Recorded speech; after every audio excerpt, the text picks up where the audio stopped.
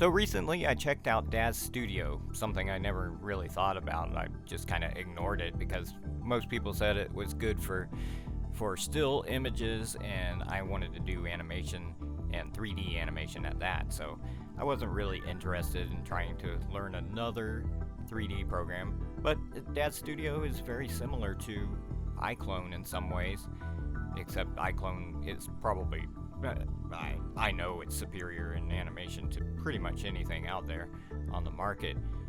Anyway, the advantage of Daz Studio is that it has iRay and iRay Preview built into the program. If you wanted ray traced graphics with iClone, you had to actually export it and then go to the Omniverse and then render it in iClone or in iRay over there, which is the NVIDIA either real-time ray tracing.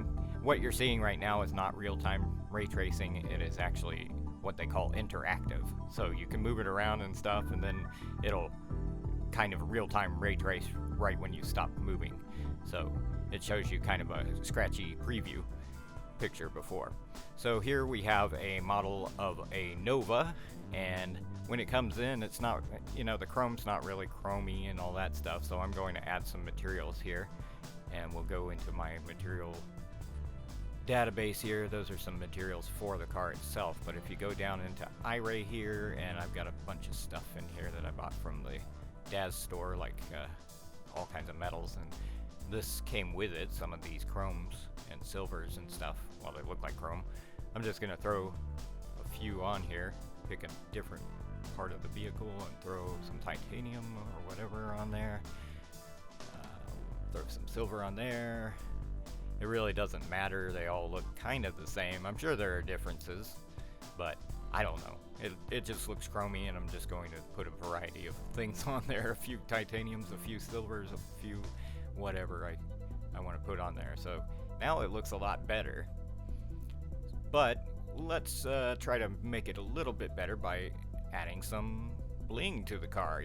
We'll put some hubs on there, some chrome, and then we can do some paint jobs after that. So now we got some chrome wheels looking good, and then we can go on to doing some other things.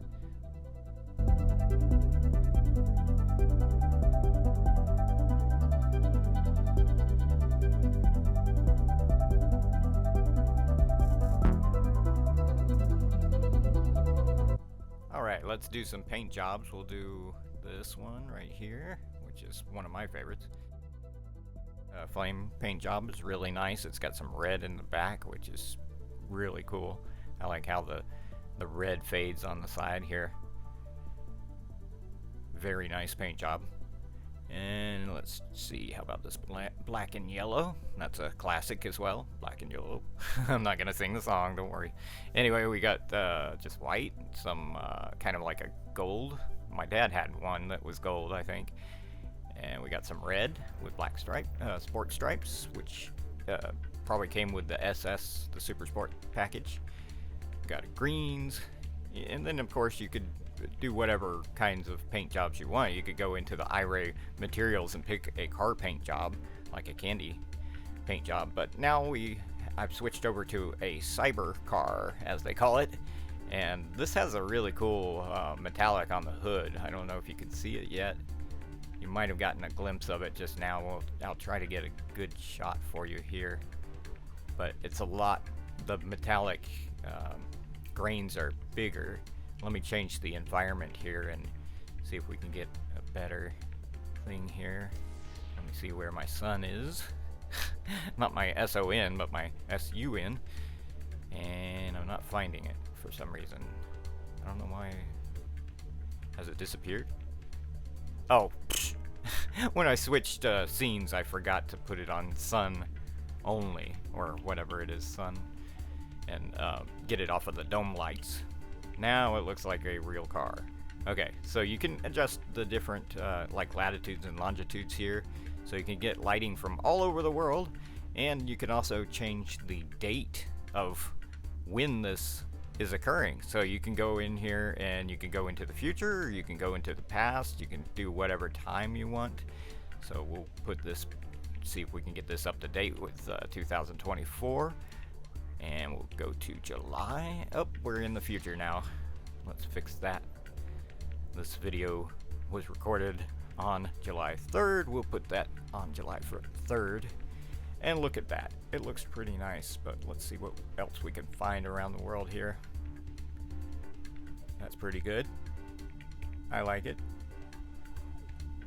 Alright, now let's go to the paint jobs on this car that you can do. This stuff is, you gotta make sure it's iRay and not the 3 Delight, as it's called, which is it's a faster renderer, but it's not as accurate. It's not a ray trace thing. It's sort of like in iClone. iClone's got its own renderer, but it's not necessarily a ray tracer. I think iClone's a bit better at their render, their built-in render that's basically real-time. It is real-time. We'll just say it's real-time because it is. And this has a nice setup in the back here, and it's already got the chrome already done. So this car is really crazy, a crazy futuristic conglomeration of maybe a Porsche and a Ferrari, perhaps. I don't know. Anyway, it's just kind of like a concept car. They call it a cyber car. I thought it looked pretty cool, and it was on sale. I got a whole bunch of stuff on sale on the summer sale on Daz website. I did not regret checking out Daz. It's pretty neat. Let's get some cool wheels here. How about some orange with the red? It'll look very nice. Yeah, I got a whole bunch of stuff that was over 90% off sometimes. There's some silver wheels and some white wheels. Alright, enough fooling around with this. We will go into setting up some 3D cameras. So you go up to the create a camera. This isn't really a tutorial, but I'll show you real fast how it works. So I'm going to call that camera L. And then we go up, create another camera, and you notice that I'm taking the viewport's perspective from this. When I click that little dot down there, that's what that's doing. So now both cameras are the same. And then we're going to go in here and slightly change the right camera. And then as you can see now, when you pick the cameras, you have different viewport points. However, there's something wrong here. It's not exactly a pan. It's kind of like a perspective shift. So there is another way of doing this. We can go to the stereo lens and we can type in, well, 15 was working for 360 renders that I was doing earlier, so I thought maybe I could get away with that much. Apparently not. I can't even get away with that with 4. It's not good for that. Let's see, 2. Try again.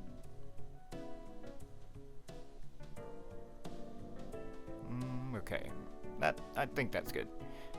All right, we'll render it and we'll see how it works. So here is Stereo Photo Maker, and you just click on open left and right things, and it automatically does that if you named it correctly.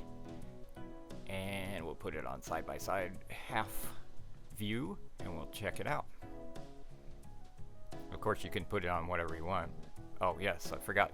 I was going to change the alignment real quick because of the extreme alignment of the stereo lens, but as you can see, it didn't work so well. So what are we going to do? Are we going to try this? And you know, this is what it looks like. As I said, there's something wrong here. It's not exactly a pan. There's a tilt to the camera, so that's not going to work either. So we're going to have to find some way of doing this that will not be distorting the picture. Sorry. So here's a good solution. So you have your left and right cameras. These are the same cameras. I just set up some new cameras in a new scene. And on one of them, I'm going to go up here, and as you can see, if you hold the right mouse button while you move the right or left, then you can actually do a pan. And now the left camera and the right camera are now panned from each other, and that should give us what we're looking for. You can see that there is there's some difference between them. It looks like in the Z and the X translate. So it's not just the X translate. The computer knows what it needed to do to make an actual pan, so it adjusted it. There may be a little, I think there's a little difference in the Y translate, but it's mostly in the X and the Z.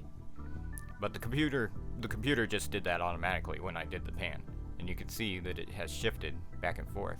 I don't think it's going to be enough. We'll render it and we'll see what it looks like. So here's the render. It looks alright. It's not a lot of depth in it, but it's alright.